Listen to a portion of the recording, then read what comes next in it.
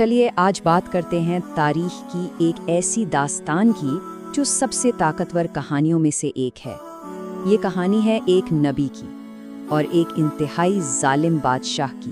تو آئیے اس عظیم داستان میں سفر کا آغاز کرتے ہیں۔ ہم سفر کر رہے ہیں وقت میں پیچھے، کوئی 3500 سال پہلے، قدیم مصر میں۔ یہاں ایک بادشاہ تھا، فرعون، جس کی حکومت تھی، اور اس حکومت میں بنی اسرائیل کی قوم غلامی کی زنجیروں میں جکڑی ہوئی تھی۔ ان کے لیے ہر گزرتا دن ایک نئے عذاب کی طرح تھا۔ تو کہانی کا آغاز کہاں سے ہوتا ہے؟ یہ شروع ہوتی ہے ایک ایسی چیز سے جس نے فرعون کے دل میں وہم اور ظلم کی آگ کو اور بھڑکا دیا۔ ہوا یوں کہ ایک رات فرعون نے ایک بڑا خوفناک خواب دیکھا۔ اس نے دیکھا کہ بیت المقدس سے ایک آگ نکلی اور اس نے پورے مصر کے گھروں کو جلا کر راکھ کر دیا، سوائے بنی اسرائیل کے گھروں کے۔ جب اس نے اپنے جادوگروں سے اس کی تعبیر پوچھی تو انہوں نے جو بتایا اس سے اس کی نیندیں اڑ گئیں۔ انہوں نے کہا، بنی اسرائیل میں ایک بچہ پیدا ہونے والا ہے جو تمہاری سلطنت کے زوال کا سبب بنے گا۔ اب یہ پیشن گوئی سن کر تو فرعون جیسے پاگل ہی ہو گیا۔ غصے میں اس نے ایک ایسا سفاکانہ حکم جاری کیا جس کے بارے میں سوچ کر بھی روح کانپ جاتی ہے۔ اس کی فوج نے گھروں پر چھاپے مارنے شروع کر دیے اور ہزاروں معصوم بچوں کو قتل کر دیا۔ اور اسی ظلم اور ستم کے دور میں حضرت موسیٰ علیہ السلام کی ولادت ہوئی۔ سوچئے ذرا اس ماں کا حال جس کے گھر کے باہر فرعون کے سپاہی ہر بچے کی تلاش میں ہیں۔ ایسے میں اللہ نے حضرت موسیٰ کی والدہ کے دل میں وحی کے ذریعے تسلی ڈالی۔ انہیں الہام ہوا، اس بچے کو دریا میں ڈال دو اور بالکل مت ڈرنا، ہم یقیناً اسے تمہارے پاس واپس لوٹائیں گے اور اس کو پیغمبروں میں سے بنائیں گے۔ اللہ کے حکم پر پورا یقین رکھتے ہوئے ان کی والدہ نے انہیں ایک صندوق میں رکھا اور دریائے نیل کی موجوں کے سپرد کر دیا۔ اور پھر قدرت کا کرشمہ دیکھیے، لہریں اس صندوق کو سیدھا اسی کے دشمن فرعون کے محل تک لے گئیں۔ تو اب دیکھتے ہیں کہ آگے کیا ہوا، کس طرح حضرت موسیٰ کی پرورش اسی ظالم بادشاہ کی چار دیواری کے اندر ہوئی جس سے انہیں بچایا جا رہا تھا۔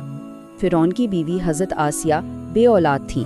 جب انہوں نے صندوق میں اس بچے کو دیکھا تو ان کا دل محبت سے بھر گیا۔ انہوں نے فرعون کو کسی نہ کسی طرح راضی کر لیا کہ اس بچے کو قتل نہ کرے۔ تو دیکھیے، جس بچے کے خوف سے فرعون نے ہزاروں بچے قتل کروا دیے، وہی بچہ اب اسی کے محل میں اسی کی نگرانی میں پرورش پانے لگا۔ لیکن اس شاہی پرورش کے باوجود وہ جانتے تھے کہ ان کا اصل تعلق انہی مظلوم بنی اسرائیل سے ہے۔ پھر جب وہ جوان ہوئے تو ایک دن ایک واقعہ پیش آیا۔ انہوں نے ایک مصری کو ایک اسرائیلی پر ظلم کرتے دیکھا۔ انہوں نے اسے بچانے کے لیے مداخلت کی اور ان کے ایک مکے سے وہ مصری غلطی سے مر گیا۔ اب اگلے ہی دن کیا ہوتا ہے کہ وہی اسرائیلی شخص پھر کسی سے جھگڑا رہا تھا۔ جب حضرت موسیٰ نے اسے روکا تو اس نے ڈر کے مارے چلا کر سارا راز کھول دیا۔ اے موسیٰ، کیا تم مجھے بھی ویسے ہی قتل کرنا چاہتے ہو جیسے کل کیا تھا؟ بس یہ بات فرعون تک پہنچ گئی اور اس نے فوراً ان کی گرفتاری کا حکم دے دیا۔ اس وقت ان کے پاس کچھ نہیں تھا سوائے ایک دعا کے۔ وہ فوراً مصر سے نکل گئے، ایک انجان سفر پر، صرف اللہ پر بھروسہ کر کے۔ وہ مدین کی سرزمین پر پہنچے اور وہاں انہوں نے ایک کنویں پر 2 خواتین کی مدد کی۔ بعد میں پتہ چلا کہ وہ حضرت شعیب علیہ السلام کی بیٹیاں تھیں۔ مدین میں 10 سال گزرنے کے بعد اب کہانی ایک ایسے موڑ پر آتی ہے جو سب کچھ بدل دے گا۔ یہ وہ لمحہ ہے جب ان پر وحی نازل ہونے والی تھی۔ تو وہ اپنے اہل خانہ کے ساتھ مصر واپس جا رہے تھے۔ رات ٹھنڈی اور تاریک تھی۔ اچانک انہیں دور کوہ طور کی طرف ایک آگ نظر آئی۔ انہوں نے سوچا کہ چلو وہاں سے آگ لے آتے ہیں تاکہ سب گرمی حاصل کر سکیں۔ لیکن انہیں اندازہ نہیں تھا کہ یہ کوئی عام آگ نہیں بلکہ ایک ایسی چیز تھی جو ان کی زندگی ہمیشہ کے لیے بدلنے والی تھی۔ جیسے ہی وہ اس آگ کے پاس پہنچے، ایک درخت سے ایک نورانی آواز گونجی جس نے فرمایا، اے موسیٰ، بے شک میں ہی اللہ ہوں، تمام جہانوں کا رب۔ سوچیے اس لمحے کے بارے میں۔ یہ انسانی تاریخ کا وہ عظیم ترین لمحہ تھا جب اللہ نے براہ راست اپنے ایک پیغمبر سے ہم کلامی فرمائی۔ اور پھر اللہ تعالیٰ نے ان سے پوچھا، اور یہ تمہارے دائیں ہاتھ میں کیا ہے موسیٰ؟ یہی وہ سوال تھا جس کے بعد ان کا پہلا عظیم معجزہ ظاہر ہوا۔ اللہ کے حکم پر انہوں نے اپنا عصا زمین پر پھینکا اور پلک چھپکتے ہی وہ لکڑی کا عصا ایک تیزی سے دوڑتا ہوا اژدہا بن گیا۔ یہ دیکھ کر ظاہر حضرت موسیٰ خوفزدہ ہو گئے، لیکن اللہ نے انہیں تسلی دی اور فرمایا کہ اسے پکڑ لو، یہ اپنی اصل حالت میں واپس آ جائے گا۔ ان معجزات کے بعد اللہ نے حضرت موسیٰ کو ایک عظیم مشن دیا۔ انہیں حکم ملا کہ فرعون کے پاس جاؤ کیونکہ وہ حد سے گزر چکا ہے۔ ان سے کہا گیا کہ بنی اسرائیل کی آزادی کا مطالبہ کریں اور ان کی دعا قبول کرتے ہوئے ان کے بھائی ہارون علیہ السلام کو ان کا مددگار بنا دیا گیا۔ تو اب وقت آ گیا تھا ٹکر کا۔ وہ مصر واپس پہنچے اور سیدھا فرعون کے دربار میں جا کر اس سے مقابلہ کیا۔ فرعون نے سوچا کہ وہ حضرت موسیٰ کو ان کا ماضی یاد دلا کر شرمندہ کر دے گا کہ ہم نے ہی تمہیں پالا تھا، تم نے ایک آدمی کو قتل کیا تھا۔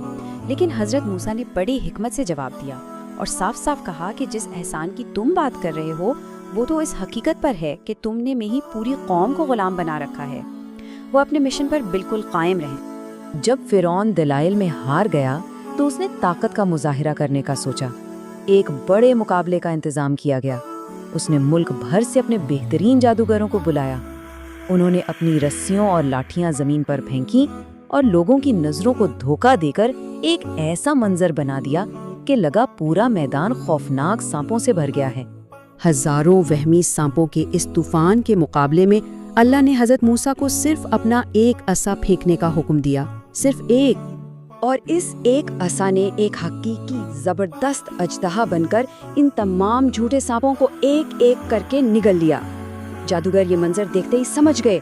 وہ جانتے تھے کہ یہ جادو نہیں ہو سکتا، یہ تو اللہ کا معجزہ ہے، اور وہ سب فوراً سجدے میں گر گئے اور انہوں نے اعلان کیا، ہم موسیٰ اور ہارون کے رب پر ایمان لائے۔ اب ہم کہانی کے آخری اور شاید سب سے ڈرامائی حصے کی طرف بڑھ رہے ہیں، مصر سے نکلنے کا سفر اور پھر اللہ کا انصاف۔ تو اللہ کے حکم سے حضرت موسیٰ راتوں رات بنی اسرائیل کو لے کر مصر سے نکل گئے۔ جب صبح فرعون کو اس بات کا پتہ چلا تو وہ غصے سے آگ بگولا ہو گیا۔ اس نے ایک بہت بڑا لشکر جمع کیا اور ان کا پیچھا کرنا شروع کر دیا۔ پیچھا کرتے کرتے وہ ایک ایسی جگہ پہنچ گئے جہاں آگے تھا بحرائے احمر یعنی ریڈ سی، اور پیچھے فرعون کی فوج۔ بچنے کا کوئی راستہ نظر نہیں آ رہا تھا۔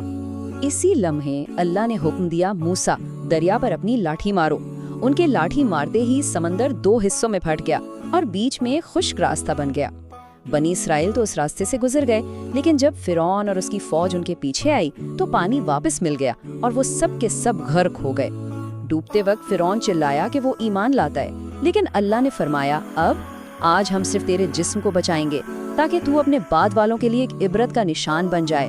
اور واقعی فرعون کا جسم آج بھی ایک نشانی کے طور پر محفوظ ہے۔ سوال یہ ہے کہ کیا ہم اس نشانی سے سبق سیکھتے ہیں؟